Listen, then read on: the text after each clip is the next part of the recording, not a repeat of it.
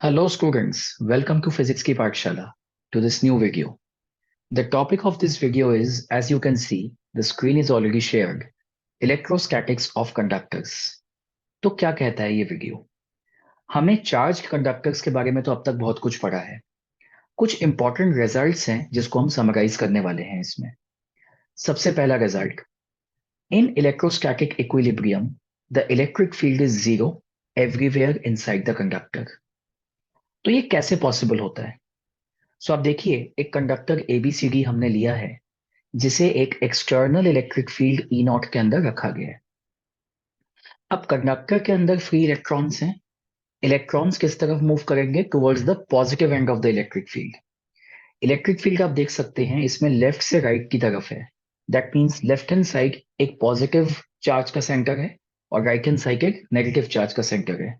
सो conductor के जो electrons हैं वो किस तरफ जाएंगे? वो लेफ्ट हैंड साइड आके अलाइन हो जाएंगे. एंड जो मेरा राइट हैंड साइड है वो पॉजिटिवली चार्ज हो जाएगा due to deficiency of electrons. अब ये जो नेगेटिव चार्ज सीडी वाले साइड पे आ गया और पॉजिटिव चार्ज एबी वाले साइड पे आ गया, इन चार्जेस को हम बोलते हैं इंड्यूस्ड चार्जेस. ये इंड्यूस्ड चार्जेस क्या करता है?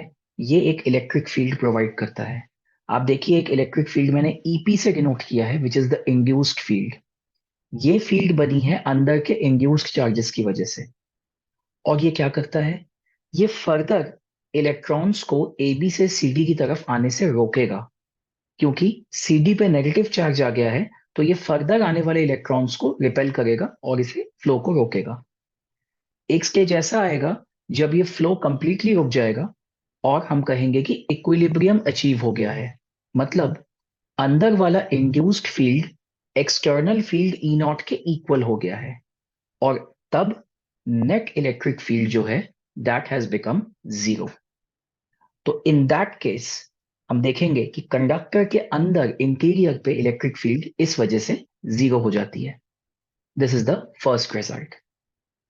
Late us come to the second result. On the right hand side see the screen.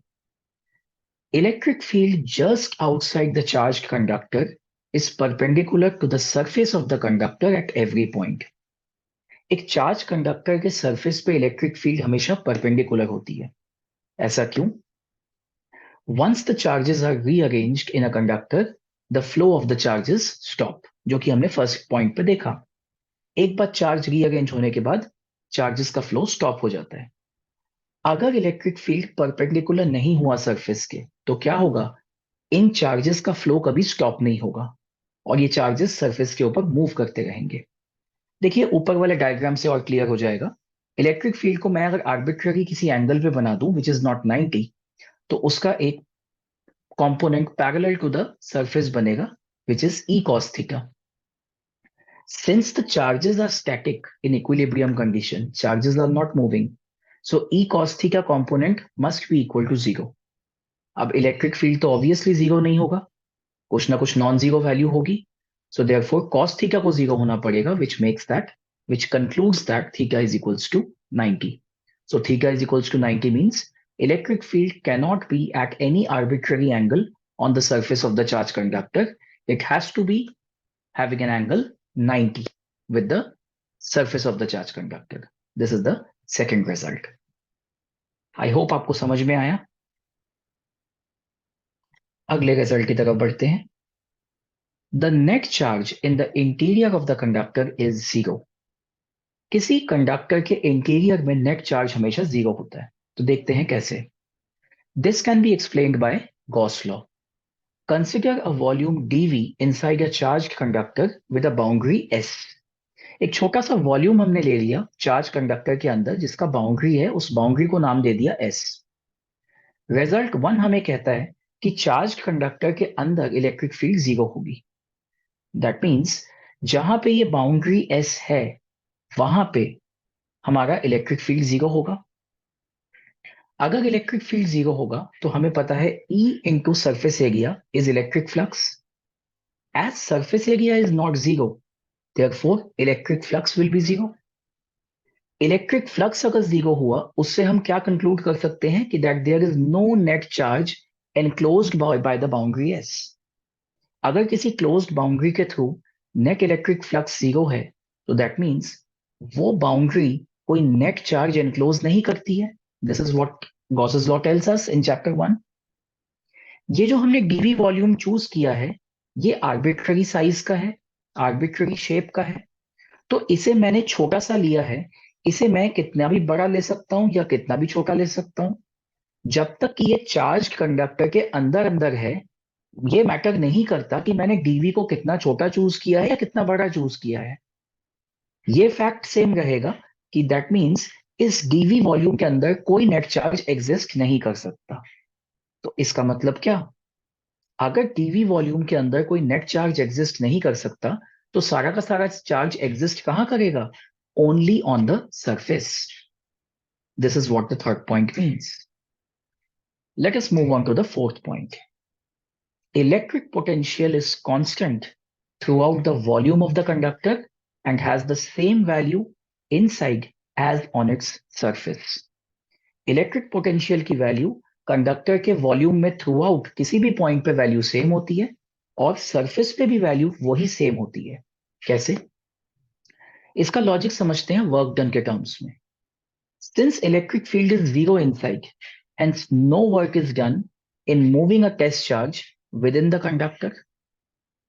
अगर इलेक्ट्रिक फील्ड हर पॉइंट पे जीरो है कंडक्टर के अंदर, दैट मीन्स पोटेंशियल जो है वो हर पॉइंट पे कांस्टेंट है, बिकॉज ई होता है minus dV by d are.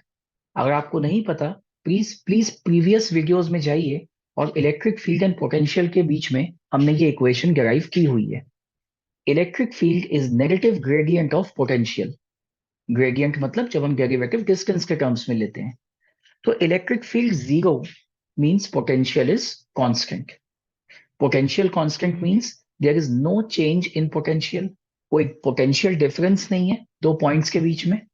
That means work done zero है. राइट? दैट मीन्स अगर वर्क डन जीरो है तो इलेक्ट्रिक पोटेंशियल मेरा कांस्टेंट है अंदर हर पॉइंट पे. अब सरफेस पे क्या हो रहा है? सरफेस का लॉजिक भी हमने पॉइंट नंबर 2 में पढ़ा अभी, कि अगर कोई एब्सेंस है किसी भी टेंजेंशियल कंपोनेंट का, that is E cos theta. ये देखिए, अभी हमने सेकंड पॉइंट पढ़ा, tangential component E cos theta must be zero. तो ई कॉस थीटा अगर जीरो है, that is E cos theta tangential component का एब्सेंस है. दैट मीन्स पोटेंशियल कोई डिफरेंस है ही नहीं. दैट मीन्स कोई वर्क डन नहीं है. तो तभी हमारे जितने भी चार्जेस हैं कंडक्टर के सरफेस पे वो स्टैटिक रहते हैं और इलेक्ट्रिक पोटेंशियल हर पॉइंट पे कांस्टेंट रहता है. दो पॉइंट्स कोई भी आप कंडक्टर के ऊपर चूज कर लो, उन दोनों पॉइंट्स के बीच में कोई पोटेंशियल डिफरेंस नहीं मिलेगा. सारे पॉइंट्स पे पोटेंशियल की वैल्यू सेम होगी. सो V is constant through out the volume and on the surface. Moving on to the fifth point. Electric field at the surface of the charged conductor is given by E is equal to sigma by epsilon naught. ये formula थोड़ा सा similar है जब हमने electric field due to infinite plane sheet of charge derive किया था. वहां पे सिग्मा बाय 2 एप्सिलॉन नॉट आया था. यहाँ पे सिग्मा बाय एप्सिलॉन नॉट है. यहाँ पे देखिए चार्ज कंडक्टर के सरफेस के नियर. कैसे प्रूव किया है हमने इसको? सिग्मा की वैल्यू वही सेम है, it is the surface charge density. Consider a hollow charge conductor, charge residing on its surface and it is in static condition. Draw a pillbox and enclosing surface. Pillbox मतलब एक ऐसा box जो कि कुछ amount of charge को enclose करे. Property क्या लगाई है हमने? इस पिल बॉक्स को partly inside and partly outside लिया है ताकि हम ये कंडीशन लगा पाए अगर इनसाइड मेरा इलेक्ट्रिक फील्ड जीरो है, जो कि ऑब्वियसली है बिकॉज चार्ज कंडक्टर के अंदर इलेक्ट्रिक फील्ड जीरो होता है. Electric field is zero inside, so that means अंदर वाला जो सरफेस है डेल्टा ए नीचे वाला, उसके थ्रू कोई फ्लक्स कंट्रीब्यूशन नहीं होगा, कोई फ्लक्स पास नहीं करेगा. फ्लक्स कंट्रीब्यूशन सिर्फ होगा बाहर वाले सरफेस से.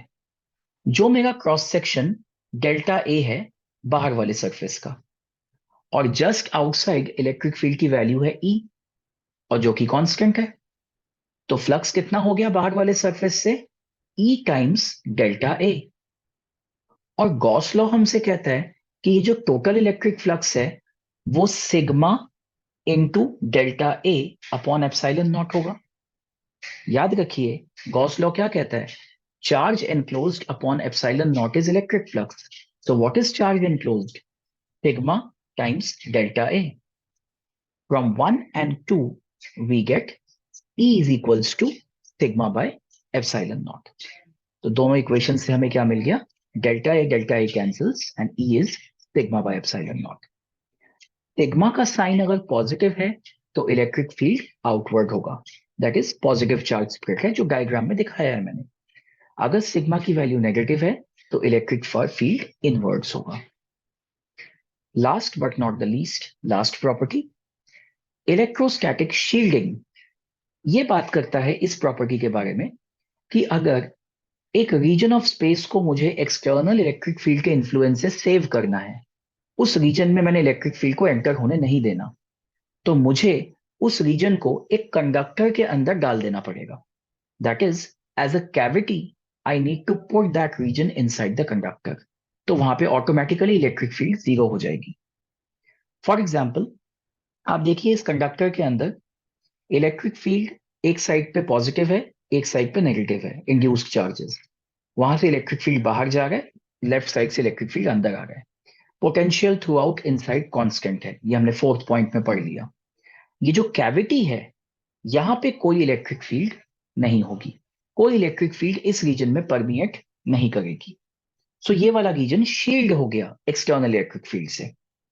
ऐसा लग रहा है बाहर से इलेक्ट्रिक फील्ड आ गई है और यहां से लीव कर रही है, लेकिन इन बिटवीन कोई इलेक्ट्रिक फील्ड नहीं है. तो जैसे कि metallic body of a car provides shielding during lightning.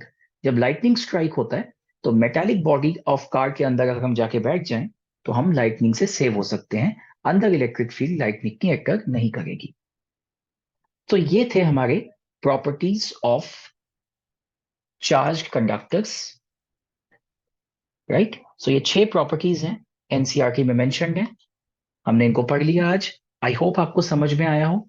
कुछ अगर ना समझ में आया हो प्लीज कमेंट सेक्शन में मेंशन कीजिए. राइट, तो अब हम आएंगे अगला वीडियो लेके, जिसमें कि हम आगे के प्रॉपर्टीज पढ़ेंगे. कि अगर, ये तो बात हो गई सारे कंडक्टर्स की, 6 के 6 पॉइंट्स कंडक्टर्स पे थे. अब एक टाइप की प्रॉपर्टी होती है इंसुलेटर्स की, जिसे हम डाइलेक्ट्रिक्स बोलते हैं. So that will be topic for our next video. तब तक के लिए बाय बाय, और फिजिक्स पढ़ते रहिए. Thank you.